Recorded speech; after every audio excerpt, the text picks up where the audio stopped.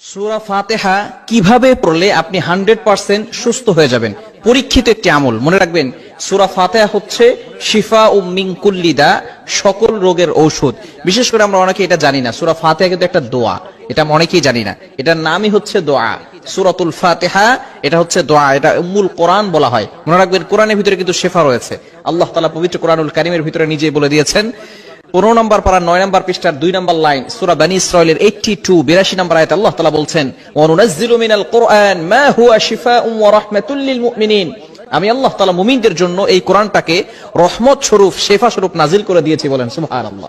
কেন ইমাজিদের আপনি কল্পনা করতে পারছেন, এই কোরআন কিন্তু আপনার জন্য শিফা। দুরারোগ্য ব্যাধি ডক্টররা বলে দিয়েছে যে আপনি আর কিছুদিন পরে দুনিয়া থেকে বিদায় নেবেন, তারাও এই আমলটি করে কিন্তু ফায়দা পেয়েছে। সুতরাং আপনি যদি আমলটি করতে পারেন, অবশ্যই আল্লাহর পক্ষ থেকে সাহায্য আসবে।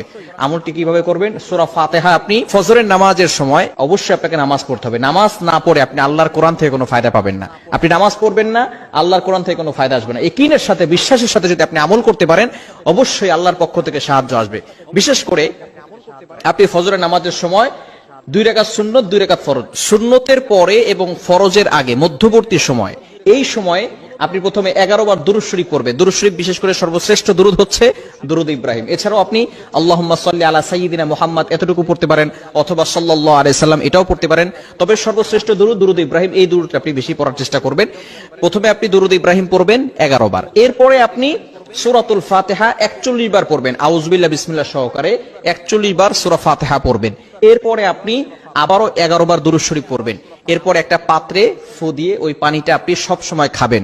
ইনশাআল্লাহ আল্লাহ পাক রব্বুল আলামিন আপনাকে সুস্থতার নিয়ামত দান করবেন। আপনি কল্পনাও করতে পারবেন না, যত ধরনের অসুস্থতা থাকুক না কেন, যদি আপনি আমলটা করতে পারেন এবং এই পানি আপনি খেতে পারেন, আল্লাহ পাক রব্বুল আলামিন আপনাকে সুস্থতার নিয়ামত দান করবেন। মনে রাখবেন, কোরআনের ভিতরে শিফা রয়েছে এবং সূরাতুল ফাতিহা হচ্ছে শিফা মিন কুল্লি দা।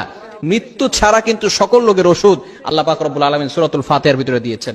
অনেক ওষুধ খেয়েছেন, অনেক ডক্টর দেখিয়েছেন, অনেক মেডিসিন নিয়েছেন, অনেক থেরাপি নিয়েছেন। আপনি একবার কোরআনের আমল করে দেখেন, ইনশাআল্লাহ অবশ্যই আল্লাহর পক্ষ থেকে সাহায্য পাবেন। কেননা কোরআনের ভিতরে কিন্তু শিফা রয়েছে। কোরআনের একটা মুজিজা হচ্ছে, অন্যতম মুজিজা, কোরআনের পাওয়ার আপনি দেখতে পারবেন যে আল্লাহ তাআলা কোরআনের মাধ্যমে আপনাকে সুস্থতার নিয়ামত দান করবেন। বিশেষ করে সূরাতুল ফাতিহা আমরা নামাজের ভিতরে পড়ি, অনেকে আমরা এর অর্থ জানি না। অর্থ জানলে কিন্তু নামাজের ভিতরে মনোযোগ বাড়বে। আল্লাহ পাক রব্বুল আলামিন কেমন যেন, যখন কোনো বান্দা নামাজে দাঁড়ায়, তখন নামাজে দাঁড়ানোর সাথে সাথে ওই বান্দার সাথে আল্লাহ তাআলা কেমন যেন কথা বলতে থাকেন। যখন বান্দা বলে আলহামদুলিল্লাহি রাব্বিল আলামিন, all praise is due to Allah, সমস্ত প্রশংসা একমাত্র আল্লাহর জন্য, সাথে সাথে আল্লাহ তাআলা বলছেন হামিদানি আবদি, my servant is praising me, আমার বান্দা আমার প্রশংসা করেছে। বলেন সুবহানাল্লাহ। আল্লাহ তাআলা বান্দার প্রতি কথার উত্তর দিয়ে থাকেন। এজন্য অবশ্যই আপনাকে চেষ্টা করতে হবে এই সূরাতুল ফাতিহার আমল করা।